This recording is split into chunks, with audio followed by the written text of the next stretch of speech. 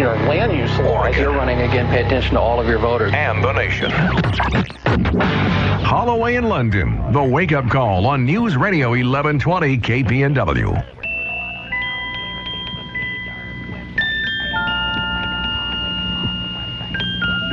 $7:29. News Radio 1120 KPNW. Well, boys and girls, it's Christmas time again. So if you didn't have the opportunity to help out Oregon Christmas for Kids of Blaine County, we got the opportunity here. Matt Solvason, who's with Harpole Realty, but he also is a member of the Eugene Active 2030 Club, is in to talk about the last couple of hours of the Giving Tree. Matt, welcome to the show. Thank you. For somebody that maybe doesn't know about the Giving Tree, well, let's back up. For somebody that doesn't know about the Eugene Active 2030 Club, fill us in. Yeah, the club is a great thing. It's a club made up of young professionals who basically fundraise and staff and put on events to help raise money and awareness that would benefit local children here in our community. Where do people typically go when they get cast to the pasture when they turn 40-something? Is there another organization that they go? The old adage is some of them go into Rotary, but the fact of the matter is a lot of my friends. You've been to a Rotary meeting or two. Exactly. No, but a lot of the people in the club are not only in Active 2030 Club, they're very active in other parts of the community as well. So a lot of people wear a lot of different hats typically. Very cool. How long have you been with? Going on 4 years. Very cool. Yeah. And when do you age out? 40. Yep. People in their 20s and 30s. Yeah. So at age 40, they kick you out. The Eugene Active 2030 Club Giving Tree, which has been going on for years over there at Valley River Center. Talk about the whole process. It's a project that we actually took over from Salvation Army in 2001, and we added a 10th organization this year. And for those who don't know, Valley River Center is kind enough to display a tree or trees this year. They added 2 more trees this year, and different organizations have different ornaments they put out there, and it's usually has the age, usually the gender of the child, and then usually a want and a need.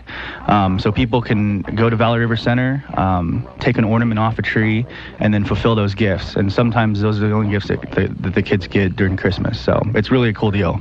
And you told me off the air that you picked 11 ornaments. I did, yeah. Well, talk about that experience. Surprisingly quite expensive. It's amazing what toys can run for these days, especially the most popular ones. But it's also incredibly fulfilling. And so knowing that some kids will not get as many presents as other kids, and that those gifts can go to families in need is an incredibly great feeling. How many total are you looking at facilitating for? Yeah, so this year, like I said, we added a 10th organization. Last year, we fulfilled over 2,700 gift requests, which was a record, I believe, for the club. And this year, with that 10th organization, we have over 3,350 gift requests. And right now, all the tags that we have are currently out there in the community. They're either on the tree or being fulfilled by some other organization here in town. That's a huge number. It is, yeah. It was an aggressive goal that we set, but again, if it means kids who are in need getting, being able to open presents on Christmas, obviously that's a huge number 1 priority for us. So if somebody wants to jump over there to VRC, and the Giving Tree is over by the service desk out by JCPenney. It's right in front of JCPenney, exactly. What's the parameters as far as the deadline? If people get their ornament or ornaments, how long do they have? The deadline's coming up here pretty quickly. So it's all the instructions and the information are on each individual tag, but the deadline is this Wednesday. So we'll be sorting up through then. Typically, people will wait till towards the end of the project to get their gifts in, but as long as they're in by Wednesday, we can get them back out to the organizations, and they can get them sorted and wrapped into the different families. For folks that are wondering, maybe, is there any limitation on how much you're supposed to spend? I mean, is there any kind of like caps? There's not.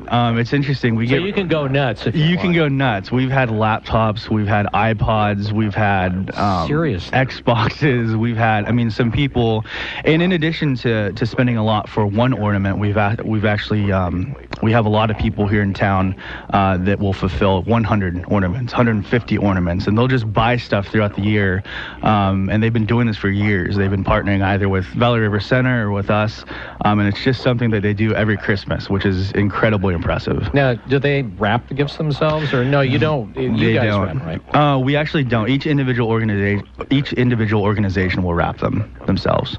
Can you talk about some of the organizations? Yeah, absolutely. They're all sorted, but they're all corresponding to the different ornaments. We have different shaped ornaments on there, but they're all local, which is great. Looking Glass, DHS, Head Start, Pearl Buck, Relief Nursery, the Child Center, Willamette Family Treatment. Those are just some of them that we serve, and like I said, a lot of them some are really, really well known. Others are, kind of newer to people. Yeah. What was the one, the Child something or other center? The Child Center. Mm-hmm. What is that? I believe it's similar to the Relief Nursery. It's for kids. Again, all the organizations are for kids in need, and they all benefit in one way or another. But yeah, that's good. Is there a website? I mean, you guys have a website that people can get information. Yeah. If you just go, the easiest way is just to go onto Google and Google Eugene Active 2030 Club, and we're the first ones to pop up. It'll have our calendar of events on there. It'll have information about our club. It'll have club history on it. It'll have information regarding our board, as well as all projects that we have, including this one. It's got to be a great feeling. Yeah. I mean, I always thought it would be really effective to do a PSA and get kind of a GoPro. I mean, you'd have to kind of set it up. Yeah. But to give the idea that, you won't know this person and you won't know, the effect that you bring to them on Saturday, on Christmas morning. Right. But just the idea that, you're bringing some joy to maybe kind of a dark existence. They don't have a lot of, things to feel good about. Exactly. Yeah, no, it really is a great project. Like I said, it's been something that we've been doing for a long time. And what I think is great about it is we're able to partner with a lot of organizations that are here locally in Eugene. Obviously, for a community our size, there's still a lot of need out there, especially with kids and their families. And if there's a way to give back, this is a phenomenal opportunity. And I'll just really recommend that if you take an ornament, that you fulfill the responsibility and bring. I remember when I was doing mornings at KDOC, we took a phone call from somebody who's like, I totally forgot about he'd taken 3 ornaments and totally spaced it. Yeah. And, if you're going to be at the mall, great time to do it right then, knock it out. Exactly. If not, do it. Well, Wednesday, is there like a time, 5 o'clock? Yeah, 5 o'clock. As long as they can get in by Wednesday, we can get them to the different organizations. Okay. So maybe Wednesday at 3 kind of. Yeah, obviously the earlier the better would be preferred. But yeah, as long as they're in by Wednesday, we can definitely get them to the different organizations. You guys, the 2030 Club does some amazing things. If somebody would like to get information about joining, if they just moved to town, are you taking new members? Absolutely. We're always looking for new members. We're always looking for people who want to get involved with our community and give back. So absolutely. Do they have to have some kind of dissertation or some kind of monologue to enter in, or no? It's actually pretty easy. All they have to do is attend one of our lunches. That's every Tuesday at noon over at Valley River Inn. The first one is free. They have to do a project, so they have to attend one of our projects, and then they basically have to attend one of our board meetings, and you're in. It's a really quick and easy process. Very cool. Yeah, Matt, thanks for doing what you're doing. Yeah, I appreciate it. Thank you. And again, if you just turn on the radio, the Eugene Active 2030 Club giving trees, so 3 total, right? Yes, giving trees. 3 trees over there at the Valley River Center could use some attention. Do you have any idea how many ornaments are left? I don't have any. When I refilled it last time, there were about 300 left, but I've been there since then, and there's probably about 100 left. So. Wow. Yeah. Nice. Okay, we're in the closing stretch. Yeah. So VRC out there by JCPenney. Again, Matt, thank you. Thank you very much. Matt Solvason with the Eugene Active 30 Club and with Harple Realty. 738 KPNW. With our eye on the stock tickers, this is the Wake Up Call Business.